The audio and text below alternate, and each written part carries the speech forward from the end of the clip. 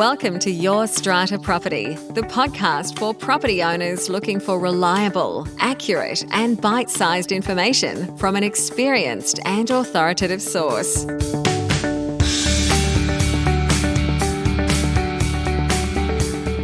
Hello and welcome. I'm Amanda Farmer and my guest today is Shawn Brown. Discovering the competitive advantage outsourcing delivers businesses and their people several years ago, Shawn Brown and his co-founders launched Strata Staff to provide specialist business outsourcing solutions to the Australian strata industry. After growing up within the family business, Shawn graduated from the University of New South Wales with a Bachelor of Laws and a Bachelor of Jurisprudence. Shawn has worked in the law for over 20 years and in 2009 commenced practice as a barrister at the Victorian Bar. Since 2019, Shawn has based himself in Angeles City, Philippines, actively growing Strata Staff and also continuing to serve his legal clients remotely. I'll take you over now to my chat with Shawn Brown. Shawn Brown, welcome to the show. Thanks, Amanda. Good morning. Good morning to you. It is a pleasure to have you here with me. Now, Shawn, people in our strata sector, whether they are managers or suppliers, as we call those who service our owners, I find come from far and wide, different professions, different backgrounds. I'd like to start with your background. Tell us a little about you and how you came to be in this wonderful strata world. Thanks, Amanda. Well, firstly, thank you very much for inviting me onto your podcast. We share a common background, Amanda, like you. I'm a lawyer by trade, you say. I graduated from the University of New South Wales and pursued a career in the law, went to the bar in Victoria. Then I took a position with the Queensland government and then I went back into private practice as a solicitor. So that's, if you like, in a nutshell, my background. When I went back into private practice as a solicitor, I developed an interest in work being done offshore. And specifically, I got interested in why it could be very successful or equally so, it could be a bit of a train wreck for the business owner. And it was that dichotomy. It was very little room in the middle, but it was that dichotomy that got me interested into why was that. And essentially that led me to join the industry I'm in now, which is outsourcing, if you like. I don't like that term, but it's commonly used to describe the industry I'm in. So fast forward, I'm now a co-founder and CEO of Strata Staff, and we run a specialist offshore capacity solution for strata managers in Australia, and I hope to be able to offer other jurisdictions what we do for our Australian managers in the future. So. Shawn, you are a lawyer by profession. Did you ever practice as a strata lawyer? When did you first have your introduction to strata, or if it was simply this idea of providing offshore services to strata, why this industry? Why the industry? Well, essentially, a very good friend of mine is a strata manager, and I also was interested in, if you like, gaps in the industry I'm in now in doing work here for Australian businesses in the Philippines. And one of the areas I could see that wasn't being properly serviced or wasn't really being serviced at all was an offshore solution for strata managers. So it was a clear gap in the marketplace, and it was a clear gap in the skills necessary to be able to do that well here. And because of that opportunity, that was the area that I looked at and wanted to penetrate, if you like, in terms of being a centre of excellence and doing something really well rather than trying to do everything for everyone initially. I took the view it's better to specialise in something. And to be completely honest and candid with you, it was probably a little bit of a toss of a coin between legal or strata, and went with strata, and I'm really pleased we did because now I would argue we're the number one option for an offshore solution for strata managers. That's not to say we're the only company doing it, but I would certainly say that we're certainly in front in terms of skill and quality in what we're doing here. Now let's talk about the train wreck experience first, and then maybe we'll talk about some positive experiences. Why is it that some people delve into the world of outsourcing or sourcing their staff or their team offshore and they have this train wreck experience? What's going wrong? Well, I think there's there's a wide range of issues that can occur and things that can go wrong. Now, that's a very general remark to make, but it's the truth. And at one end of the scale, you might have cultural issues or misunderstandings in communication. And if you're not aware of those issues, you can really sour a working relationship, right up to issues that centre around the welfare of the people that are working for you. Are they being properly compensated? And this also, I would argue, goes to an element of risk for people that are sending work offshore. Who are you doing business with? And are they compliant in the country and the jurisdiction that you're sending work offshore to? Because like any other industry, there are a lot of fly-by-nighters, backyard operations. And it's something I get quite upset about is when I see, for example, Australians saying, I run a BPO, business processing outsourcing business. And if you start taking the layers off the onion about what their operation really is, it becomes quite apparent quite early that their staff aren't being paid their social security, they're not being paid their Phil Health, they're not being paid what's called their pubibig, so they're not being properly supported. And what that means is that, it's not sustainable. So the staff member will probably be looking elsewhere, which is completely understandable. You'd be doing the same if you're an employee, you're not being properly compensated, and they'll move on. Now, if setting up work being done remotely offshore hasn't been done and managed correctly, what tends to happen is there are no process manuals, the training has been ad hoc at best, there's no plans around continuity of business. So if your staff member offshore leaves, or as even happened to me once, just simply disappears, you're starting again from zero. And the time investment for you, Amanda, as a business owner, that's huge. That's a massive disruption. It's like you essentially lost an employee. So, they're just some examples of what can happen. So, as you know, there are a lot of options available to people in business to send work offshore, and it ranges from essentially doing it yourself, so using one of the online platforms that are out there that people use, and that's what I use to begin with, and it's hit and miss, right up to retaining a company like mine, which specialises in setting up systems, doing work offshore, and specialise in a particular area of expertise. And I guess you've got everything in the middle. And quite often, if you try to do something yourself that you're not an expert at it, you muck it up. Mm-hmm. And so it's through several years of testing and doing work here and learning about the culture here in the Philippines. And I'll be honest, the Philippines, I also noticed the difference between countries. So the quality of work being as a strata, if you like, in terms of where the work was being done and by whom. And I found the Philippines was a standout in terms of the quality, similar work ethics and things like that, which were a good fit for what I could see future clients. So that's why the Philippines. And secondly, where we're located here in Angeles City, you've got one of the largest concentrations of offshoring companies in the world. And that means we've got a tremendous talent pool of highly educated, really talented, really valuable people that we can source and bring them into our company, train them, and then they can assist our clients back in Australia. So we have a lot of strata managers tuning in, Shawn, and thinking, might like to try this offshoring thing.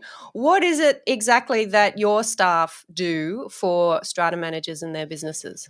We essentially, in a nutshell, what we do here is we do a lot of the back office strata administrative tasks that you would see a strata manager or a strata assistant doing in a strata management agency in Australia. So everything ranging from coding of invoices, so processing through the software that a strata manager might use. So, for example, it might be Strata Master and FileSmart or Property IQ or one of the other platforms that are out there, right up to higher level tasks where, for example, we're processing Section 184 certificates for our clients or owners corporation certificates. And there's a gamut of tasks in between. So owner updates, Section 22 updates, mortgage updates, maintaining the role, all the routine administrative tasks that you'd expect to see a strata manager or their assistant doing in Australia, we can do here and we do it well. Now, since starting, we're now processing on average about 40,000 individual strata administration tasks a month across that gamut. And to be completely transparent, often it's the clients will come to me and say, hey, Shawn, what do you think about doing this? And that's how the offering of the tasks that we can do here and do well, if you like, growing. It's growing through collaboration with other strata managers that are our clients. And we see opportunity to do something else for them, and we test it and we do it, and then we can onboard it here. What we do and what that means for a strata manager is we're empowering them to focus on what matters most. And I would argue that's better outcomes, better service to their clients, because if they're not having to be bogged down with what could be hours and hours of processing administrative tasks, and if that can be done offshore competitively and done at, I would say, even a high quality of what you might expect to see in an office in Australia, because my people, that's all they're doing. The phone isn't ringing, they're not distracted, all they're doing is processing those tasks. So your strata manager and their staff in Australia are free to focus on what matters most, which is better business outcomes, growing their portfolio, but also providing better service to their clients and the committee members and the owners of the buildings that they manage. You've mentioned there, Shawn, high quality. I imagine business owners, as a business owner myself, that's key for me. And I do work with staff who are offshore and have been very lucky in that experience. I think I have to say that I have a wonderful team that I've been able to set up. But that quality control, checking, making sure there is no reduction in standards. And we do, our clients expect these high standards. How do you make sure when your team is possibly on the other side of the world, how do you make sure that that quality is there without having to check in constantly, having to feel like you're monitoring, supervising, because you're just Micromanaging. not in the same room, micromanaging? Yeah. How do you do Yeah, that? which is then counterintuitive, because that leads down to the path of the train wreck I mentioned earlier, because Mm. you lose the advantage of somebody assisting you do that work. If you're having to essentially watch it closely and be your hands-on yourself as a business owner, or have one of your other valued onshore team members micromanage it, you're not getting a return on your investment. In fact, it's probably more costly for you. Again, there's a range of things that a business owner can do, but I would start with this. Just because the person's offshore doesn't mean they're really any different than an onshore employee. They have the same needs. They have the same needs as an individual. They need to grow in their career. They've got career aspirations. They need to be, as I said earlier, properly compensated. Their IT needs to be 100%, which is very important. All those sorts of issues. And again, some local awareness in terms of the challenges they might face. For example, one of the problems in the Philippines is the power and internet can be unreliable. So what are we going to do about that? And what would happen if, say, Amanda's team member was unable to work for 3 days? What plan do we have in place to deal with that? But to get back to your original question, it starts with the training and the onboarding process and making sure things are documented, making sure that the person that you've got assisting you offshore has been properly, supported, properly trained, knows what they're doing, and is developed into that role. And what tends to happen, I've seen it occur, and in fact, I've been guilty of this myself, is that your offshore team member can be a little bit out of sight, out of mind. You just send the work over to them and haven't really thought about, have they been properly equipped to do this work for you? And if they haven't, it's going to be a bad outcome, as it would be if, say, you employed a person that was, say, worked as a dental receptionist and suddenly expected her to become a paralegal or a solicitor. It's not going to work. So, it's the same here with leading a team of remote staff. So there's some things. But from my perspective, probably the most important thing is properly training and supporting your people and making sure that they know what they're doing before they're allowed to essentially work on a client's work. And so what we do here is, before someone is allowed to actually process tasks, they're trained for up to several weeks, sitting side by side one of our more experienced team members, one of our team leaders, and we endorse them on the tasks that they'd be working on for a client. And so that when we do onboard a new client, we know the staff member that's going to be working on their account is sufficiently experienced. And at this stage, Shawn, are you talking about purely back office administrative tasks, or have you thought about, or are you even entering that world of licensed professionals providing strata management services? No, I haven't. We're not interested in that. Our role is to support strata managers and the strata industry, if you like, in Australia. So not to offer offshore licensed option for owners of buildings. I see what I do as a specialty, and likewise, I see what strata managers do as a specialty. And I think where we can be really successful is assisting strata managers in their business and providing them with support so they can provide better service to their clients. Support and better support is definitely something I hear strata managers crying out for. Can you share a client story, Shawn, a win that one of your clients has been having or how they are successfully working with you? In terms of just generally speaking, all of our clients, we haven't lost a client yet, which is wonderful. Some of our clients have been with us now since we launched. So we hard launched the business in April 2019. Some of our clients have now 3 staff, 3 team members here processing their work. So that's a significant saving in terms of the financial impact that has on that business. But also importantly, the existing team in Australia now has so much more time to better service their clients, and their staff are less stressed out and things are just getting done well here for them. The success stories I think we have is that I can't pick out one individual case study for you to say, oh, this particular agency had a higher client satisfaction result of, before and after us or something like that. I can't do that. But what I can point to is the volume of work we're doing, the financial saving that has resulted to our clients, and that generally speaking, the volume of work we do here increases for a client. So they come into us, they start out doing 1 or 2 tasks, and not over a period of time, but not a long time, we're doing more and more for them, and they're taking on more people. So the flip side of that is their agency has grown, and I can see growth. Also, one thing I monitor is people advertising for strata managers and strata assistants. And I've noticed some of our clients, after sending work here, have in fact employed more staff. So their practice has grown. So the evidence is there that if that business has grown, well, it must have grown through providing better service to its clients, and we're part of that success. So, but really our role is, I guess we're in the back office where we're getting the work done and we're not at the front end of things, and we're in that supportive role.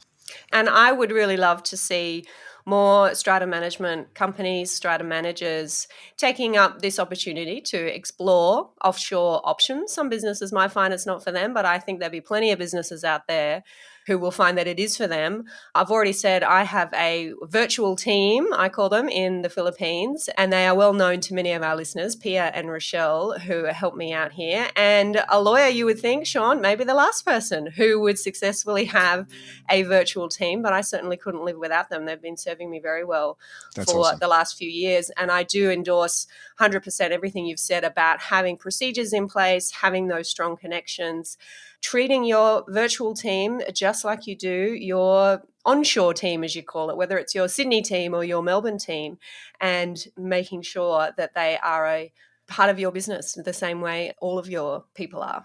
Yeah, absolutely. And I think that's probably the key takeaway I would offer anyone considering sending work offshore is that, at the end of the day, they become part of your team. One of the phrases I don't like, Amanda, is VA. And I don't mean to offend you because you probably use That's it as well. okay. But I Yeah. actually, it's been around for a long time, but people use VA. And I said, well, there's nothing virtual about my people. They're all very real. But also, I would argue now we're all VAs. We're all That doing is work true. remotely, right? And this idea that the VA is a person that is somewhere else and that's who and what they are, in my opinion, is very limiting. And it's not, and now really we're all in some way, to some extent, certainly in business type roles that you and I work in, we're all in that category now. So true. If you haven't done it yourself, gone down that pathway, if you've actually got someone that is helping you with this, you need to do some due diligence and also look at where's the management team located. So I live in the Philippines. I'm sitting in our office here in the old CBD area of Angeles City, and I think that's a significant point of difference. And the number of CEOs or senior management for outsourcing businesses that actually have their management in country, there's not many. So, I think that sort of goes to the integrity of the operation. Is it being properly managed? Are there people being properly supported? They're the things that I would certainly argue someone should look at. And they're simple things, right? But they occur in an office onshore. But because you've got a remote team member that doesn't have the financial capacity to say, Amanda, my computer broke, so I went out and bought another one, you'd go, yeah, that's cool, because you don't want your business interrupted. But they can't do that. They need to be supported. So, those little things are really important, particularly for you, Amanda, and your industry and your brand, that you're doing business with someone that's socially responsible, because there are cases of that not being done here. I interview people all the time. They've worked for BPOX, like outsourcing company, whatever, and they haven't been paid their social security. They haven't been paid their Phil Health. Now, for them, that's really important, because here, unlike us, if we get sick, Medicare, the door's always open. Doesn't matter for anything. Here, if your employer isn't making the Phil Health contributions, they're not covered. Zero. And it's huge, So if you're an Australian business and you care about your brand, you should care about your offshore people being properly looked after, I'll put it that way. Last thing you want is to be associated with something that's less than responsible, particularly in today's world of social media and the rest of it. So, yeah. All right, Shawn. Well, how do our listeners find out more about you and Strata Staff? Where should they go to reach out? Very simple. So you can email me directly. So Shawn, SHAWN, @stratastaff.com.au. Alternatively, you could call us on our Australian phone number, which is Victoria, so 03 9133 3255. And we'll certainly be able to speak to you. Alternatively, you can jump on our website, stratastaff.com.au.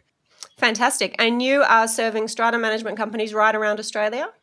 Yes, we can do it Australia-wide. However, if you like, we've grown our footprint incrementally, and like other businesses, COVID was a big issue for us here, particularly in the Philippines. It's been very challenging.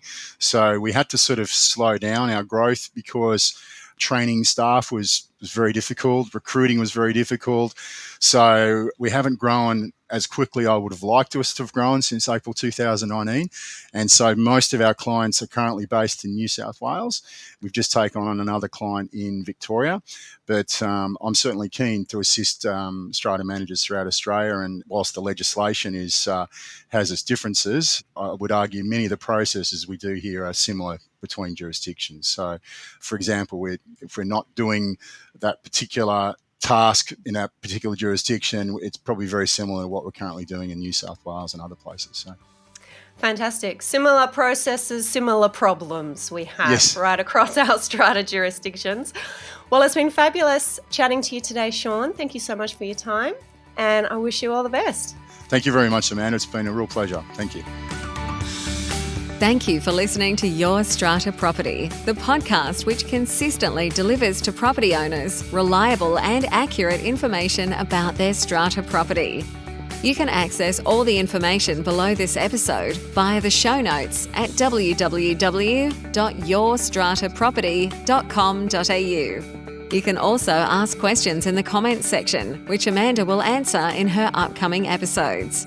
How can Amanda help you today?